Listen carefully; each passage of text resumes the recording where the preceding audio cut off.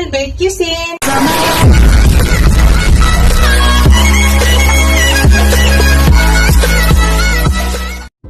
Hello guys, to this video guys, magluto tayo ng escabeche na isda.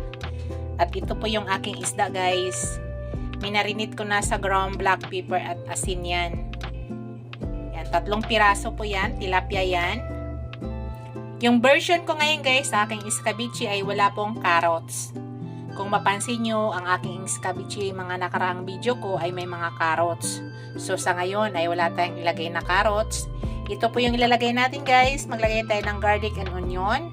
At maraming ginger. At maraming bell pepper. Yung bell pepper natin, kulay green at saka kulay orange. So let's go guys. Umpisa na natin. I-fried ko muna yung aking fish.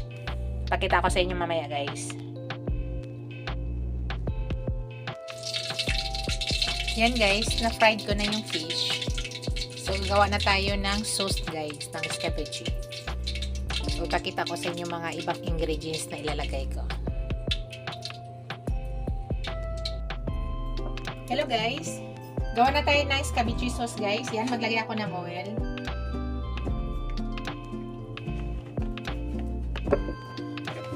So, ilagay ko na yung aking onion.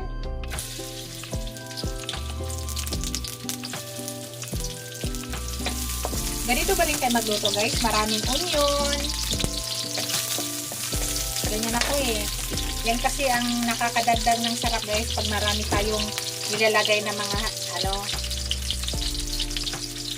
onion, garlic. Nakakadagdag ng aroma yan.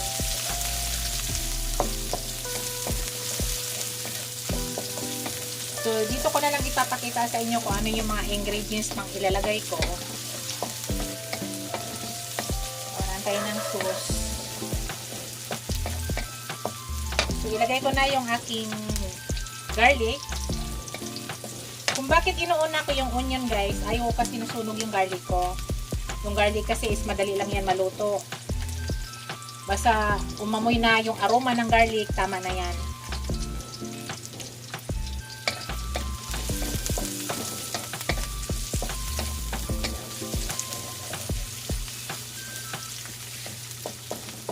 So, napakadaling lang to.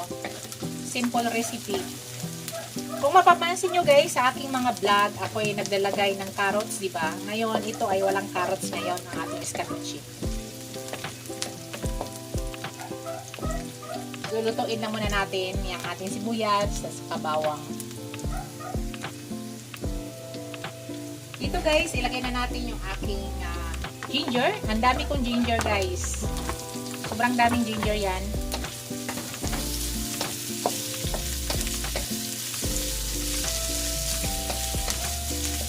Ito kasi yung nagdadala ng bida sa ating escabeche, yung ginger. At saka yung bell pepper. Ito yung bida natin sa ating escabeche, bukod sa isda nga bida. So, palabasin muna natin yung aroma ng ating ginger. So, i-cut ko lang muna yung video para hindi masyado humaba. Pero ang unang gawin natin ay palabasin muna yung aroma ng ginger.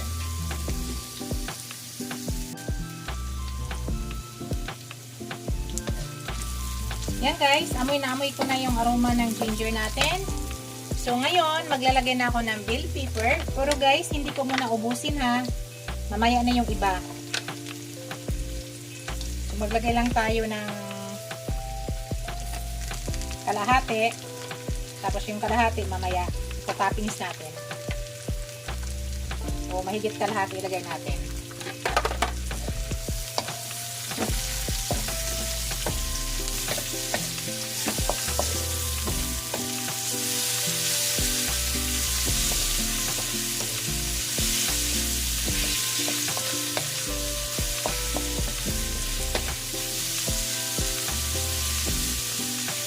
Ang daming saho guys, no? Kasi marami yung isda natin.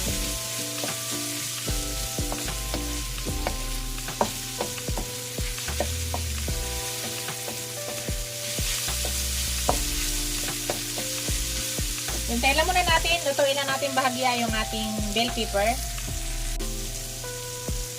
Dito guys, maglagay ako ng tubig. 1 cup na ganito. Madami. Yan. Tapos maglagay tayo ng vinegar.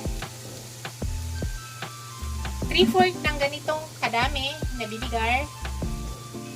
Tapos maglagay ako ng soy sauce. Yung soy sauce naman kalahati nito guys ang ilalagay natin. Yan. Tapos mamaya meron din tayong ilagay dyan. So hayaan na muna natin yan na lumabas yung chemical ng ating nilagay bago natin ipaghalo-halo. So wait lang muna natin yan guys. Imimix natin guys para maghalo-halo lang.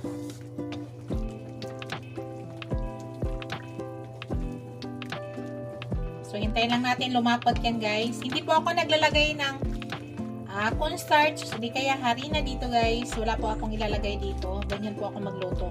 Kaya ko yan palaputin nga, wala pong gano'n. Maglagay ako ng ground black pepper.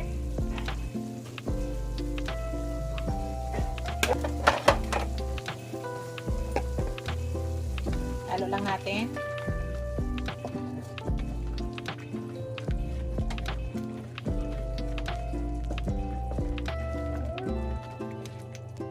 Tapos dito guys, maglagay ako ng brown sugar. Nasa inyo guys, so ano kadami? Anong prefer nyo? Sa akin, estimate lang.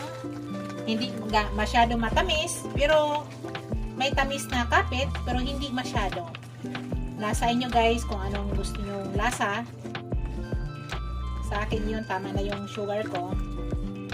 So, hindi muna ako naglagay ng asin kasi naglagay tayo ng toyo.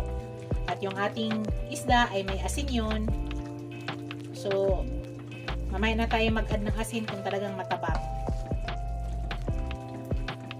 So, hintayin lang muna natin guys. Hayaan lang muna natin ng kumulo at i-adjust ko yung apoy para mag-evaporate ang kanyang sauce na wala tayong ilagay na harina. So, balikan natin maya-maya guys. Hayaan lang muna natin.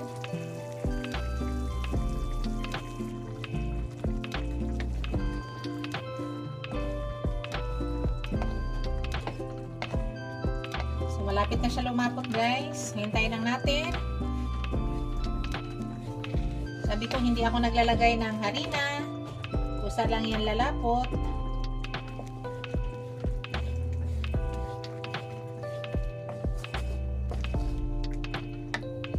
So, tikman ko siya guys, kung tama na ba yung lasa niya. Nandito na tayo sa tikiman time. Oo.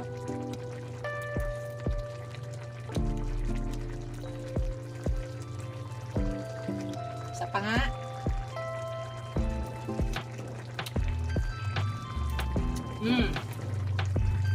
Para sa akin guys, tama na. Hindi na ako mag-add ng asin. Dahil yung ating isda ay may asin yon. So, ang nilagay lang natin na panglasa dito, pangpaalat ay toyo. So, malapit na tayo matapos. Kaya na lang natin. Ang version ko ngayon guys, sa aking escabeche ay hindi ko ilagay yung isda. Ihalo ko lang yung sauce doon. Hindi ko na siya ilagay dito. So, absorb ko lang muna. Medyo naamoy ko pa yung suka, kaunti.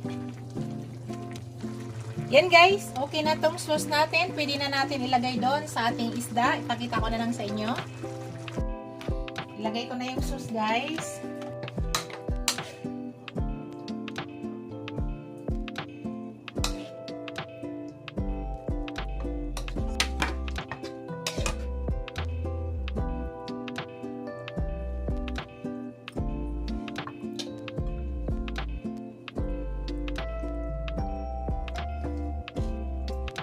Diba guys, meron ako kaninang sinisit aside na bell pepper. So itatoppings natin yan.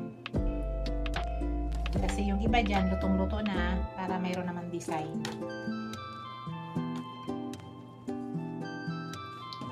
Yan. Ito na yung aking fish escabeche. Yan na guys. Thank you for watching guys. Don't forget to like, comment, share, and subscribe to my channel.